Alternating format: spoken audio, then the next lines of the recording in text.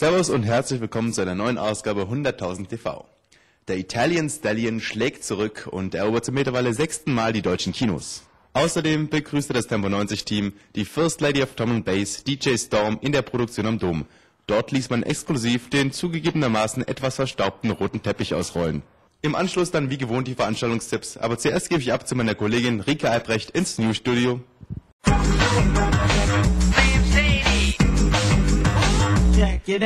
Hallo zusammen und willkommen bei mir im 100.000 TV Newsstudio.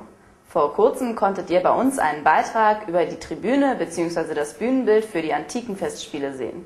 Jetzt steht zumindest die Finanzierung für die Tribüne. Hilfe kommt vom Verkehrsministerium Rheinland-Pfalz. Wie genau die Tribüne am Ende aussehen wird, das steht noch nicht fest. Wir werden euch aber auf jeden Fall auf dem Laufenden halten. Sportlich wird's im nächsten Beitrag, denn jetzt, wo wir mit unseren Handballjungs Weltmeister geworden sind, haben wir uns bei 100.000 TV gefragt, wie es eigentlich in Trier mit Handball ausschaut. Denn immerhin haben wir eine Frauenhandballmannschaft, die in der ersten Bundesliga spielt. Derzeit erfolgreich sind nicht nur die deutschen Handballherren, sondern auch die Trierer Miezen. Seit mehreren Jahren spielt das Team ganz oben im deutschen und internationalen Frauenhandball mit und ist aus der lokalen Sportszene kaum mehr wegzudenken. Zur aktuellen sportlichen Lage Geschäftsführer Jürgen Brech. Im Pokal, wir wollen nach Riesa. Wir stehen jetzt vor der letzten Hürde Göppingen. Sollte machbar sein, aber da muss man natürlich auch vorsichtig rangehen. Und dann wollten wir bei der Meisterschaft ein Wort mitsprechen. Also wir sind auf Playoff-Kurs, halten den 4. Platz noch, wollen den auch halten und sind somit halt eben, wie gesagt, immer noch auf Sollkurs. Doch für die nächste Saison gibt es einige Änderungen sowohl in der Mannschaft als auch im Trainerstab. Der Verein sucht nach einer geeigneten Nachfolgerin der derzeitigen Kreisläuferin Anja Althaus, die im Sommer nach Dänemark wechseln wird. Zudem wird immer noch mit wichtigen Spielerinnen verhandelt, deren Verträge zum Saisonende auslaufen. Auch ein neuer Trainer muss gefunden werden, da Manes Getzevic die Miezen nicht in die neue Saison begleiten wird. Der Verein steht bereits mit mehreren geeigneten Kandidaten in Kontakt. Auch von der kollektiven Handballeuphorie nach dem WM-Sieg der Nationalmannschaft erhoffen sich die Trierer positive Auswirkungen. Also wir erhoffen uns natürlich schon einen gewissen Synergieeffekt durch diese Handball-WM, das ist keine Frage. Die Begeisterung, die jetzt in den letzten Wochen zu spüren war, das sollte hoffentlich auch auf den Frauenhandball niederschlagen. Also, liebe Handballfreunde, lasst euch eins gesagt sein. Liebe Zuschauer, ich hoffe natürlich, dass die Jungs von Heiner Brandt euch da auch noch ein bisschen Motivation gegeben haben, jetzt mal ein gutes, attraktives Handballspiel zu sehen. Unsere Damen stehen sicherlich da nicht viel nach, das kann für sie sehr, sehr interessant sein. Also kommt in die Arena und unterstützt die Miezen und helft uns halt eben auf dem Weg zum Pokal und zur Meisterschaft. Bis dann, tschüss. Schlossallee, Parkstraße, Wasserwerk, Südbahnhof, Hauptbahnhof.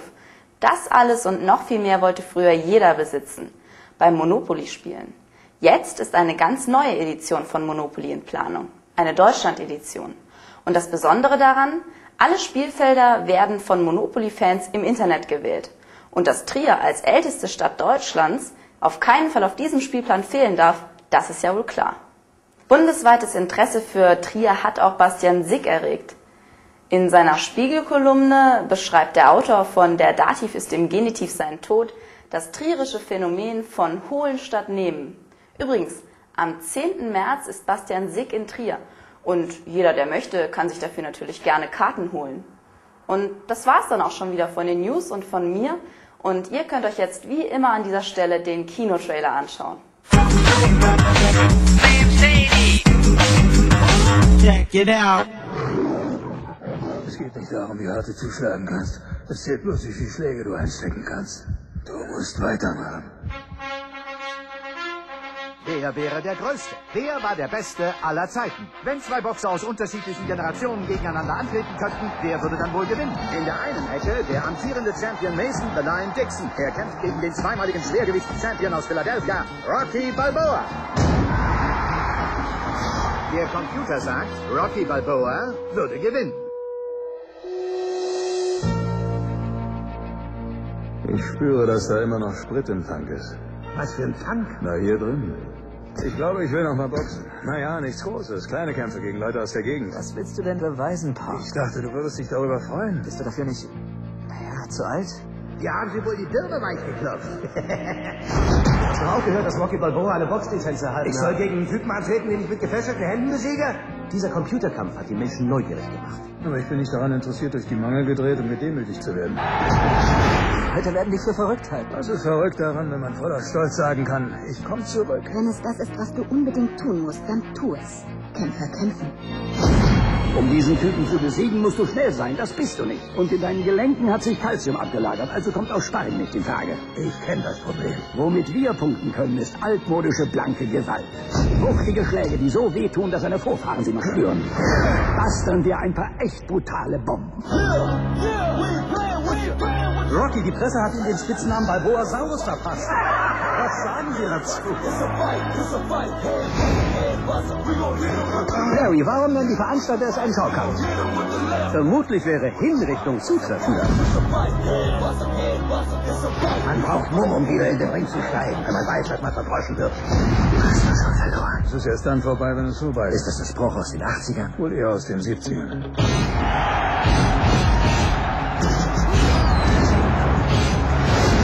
Rocky Balboa. Schaffst du das? Ab 8. Februar. Es ist noch gar nicht so lange her, da wehte uns der Sturm Kyrill um die Ohren. Dass der Richtige, nämlich DJ Storm, erst noch kommen würde, das hatten wir nicht geahnt. Live vor der Produktion am Dom steht unser Außenreporter DJ Mio. Mio, was kannst du uns derzeit berichten? Heute Abend ist erstmal unser 6. Geburtstag. Drum&Bass-Partys in Trier organisieren wir seit 6 Jahren und heute haben wir einen ganz besonderen Gast, DJ Storm von Metalheads aus London. Sie hören also, es ist sehr gefährlich, man sollte in den nächsten Stunden...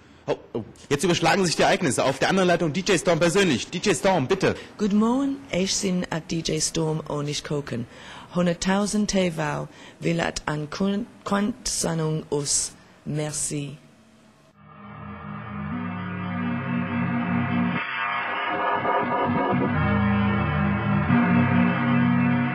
The storm will be back tonight.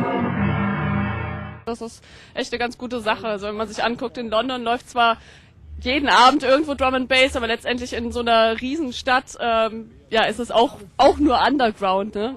Und von daher sind wir ganz froh, dass es in Trier so gut klappt. Das ist nicht selbstverständlich.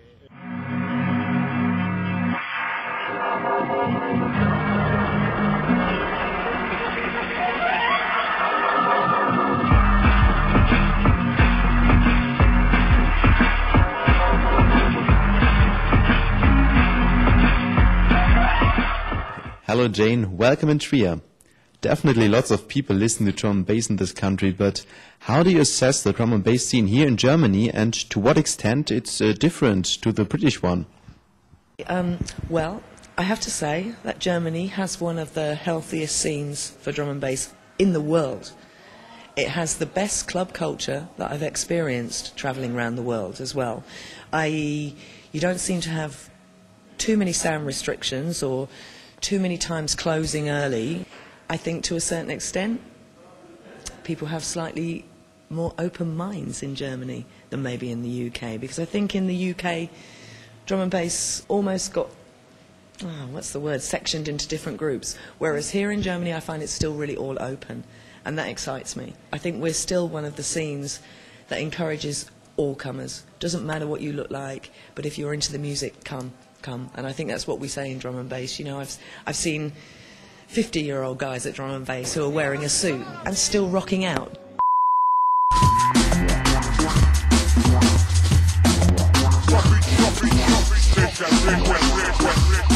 Beyond the drum and bass scene, you're lesser known, but many people who like to listen to electronic sounds become curious when they hear that you're from London. So they go to the club and expect, without doubt, unknown, fresh and new sounds. In a manner of speaking, the next big thing. So do you think that this pressure of expectations justified, and how do you make the grade? I really like to push the limit in the mix. The mix is all important to me as a DJ. I want to make something live happen in front of you that you can never hear again. You know what I mean? That I think is the one thing about DJ Storm, is that I mix a lot.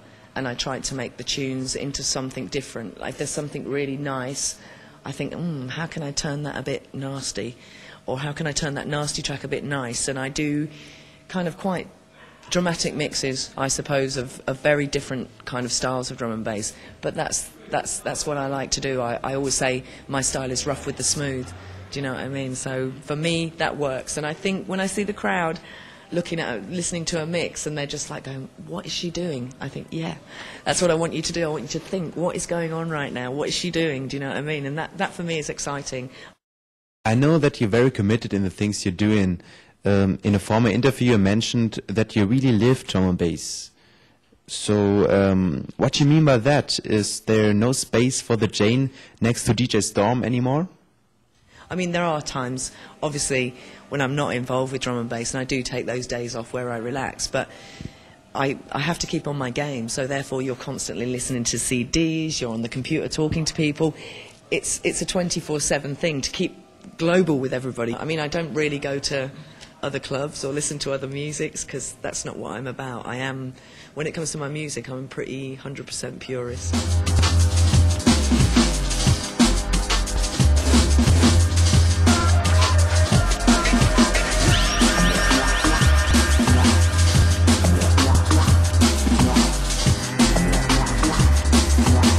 Woman behind the table, you're certainly in the focus of male admiration, aren't you? Well, I suppose so, yeah. I'd like to think so. Do you think that you also exert a sexual attraction to some men, or do you assume inalienable that the crowd only comes to the club to get drunk while listening to good music?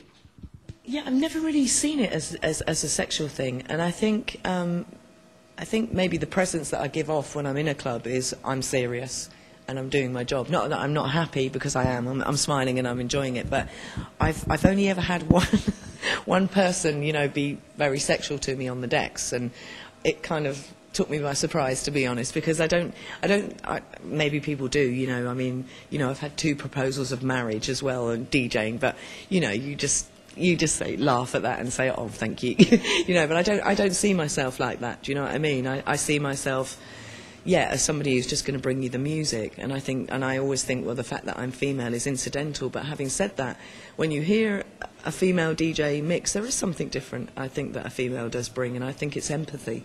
I think that females encounter empathy all the time. And because we're taught to, as kind of a primal thing, guys are always taught to put their energy into things, and women are always taught to put their energies into people. Obviously, for me personally, it helps being a female, because I think I relate to people easily. You know, I don't see myself as this DJ you mustn't talk to, or this DJ who must be left alone. You know, I'm not the J-Lo of drum and bass, do you know what I mean? So can you get away with having a bad day? If we mess up a mix, we're not being booked for 6 months. And if a guy messes up a mix, he's just had a bad day. And that really, honestly, is how it's seen. So I think if you're a female DJ, you've got no room for manoeuvre. You have to be on your game all the time. You know, and I definitely try to work 2 or 3 steps ahead of the guys, do you know what I mean? Just because I have to. You know, and I'm not making tracks. So again, you've got all the new producers. People want to hear the new producers. And because I don't make tracks, it's even more difficult for me. But I won't make a track just because I feel I have to. I want to make a track if I want to.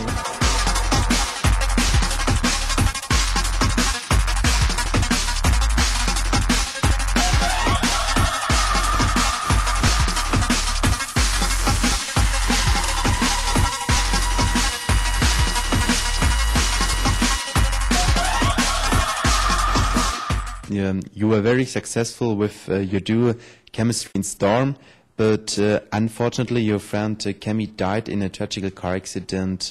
But you raised a lot of plaudit and respect for continuing the thing. So where did you take the strength from?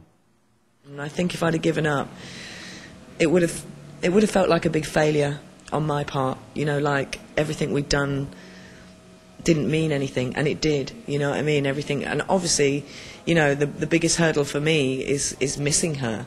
You know, when I'm on the road, that she's not sitting there on the plane next to me, or she's not in the car next to me, or when things are tough on tour, I don't have anyone to turn to. Do you know what I mean? But I think me staying out there keeps her memory alive as well.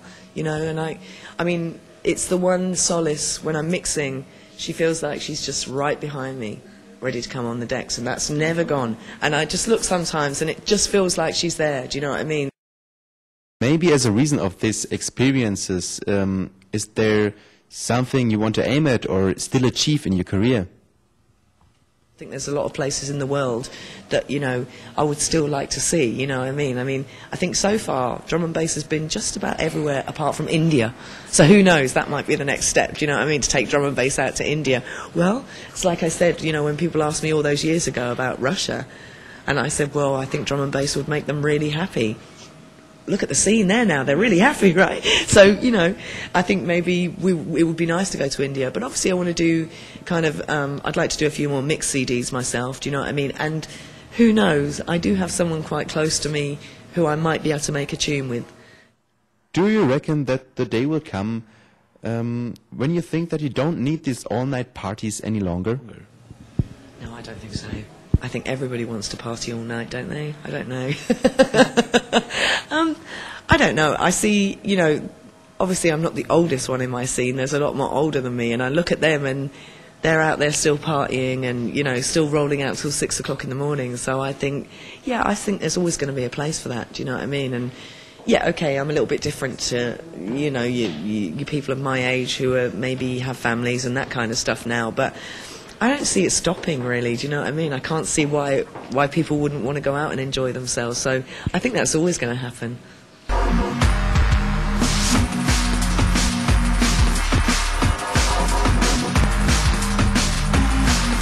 Also da die Party heute Abend so gut gelaufen ist, werden wir vermutlich auch weiter versuchen, größere Acts nochmal hier hinzubringen. Hoffen aber auch, dass die Leute in Trier auch zu uns kommen, weil wir sind auch keine allzu schlechten DJs. Und ja.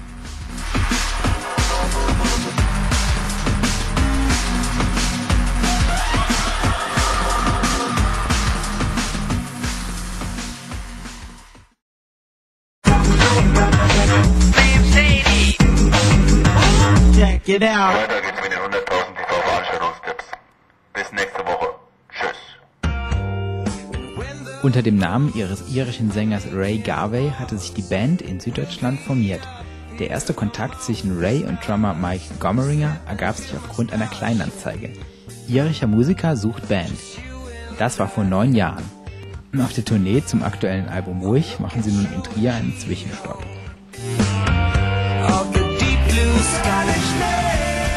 Sind sie bereits die Nachfolger von Tokyo Hotel? Die Killerpilze machen deutschen Punkrock? Keines der Mitglieder war bei der Veröffentlichung der ersten Single Richtig Scheiße auf eine schöne Art und Weise älter als 17 Jahre. Trotzdem hat es 2006 souverän für die Charts gereicht. Auf ihrer Tournee kann man ihnen nun unter anderem an der Saisonziele lauschen. Die Toasters sind die vielleicht erfolgreichste Ska-Band Amerikas. Dank fleißiger Live-Präsenz und ausgedehnten Touren in der ganzen Welt erspielten sie sich eine ständig wachsende Fangemeinde und sind längst zur Kultband avanciert. Worldbeat, Soul, Rap, Reggae, Ska mit Rock- und Punk-Einflüssen. Eine explosive Mischung tanzbarer Musik, die von der Band selbst Zeit Beat genannt wird. Irland hat musikalisch nicht nur U2 und Irish Folk zu bieten. The Frames sind nach Bono und Co. wohl die zweitbekannteste Rockband von der grünen Insel. Stilistisch werden die Iren oft mit Radiohead, Spiritualized und den Doors verglichen.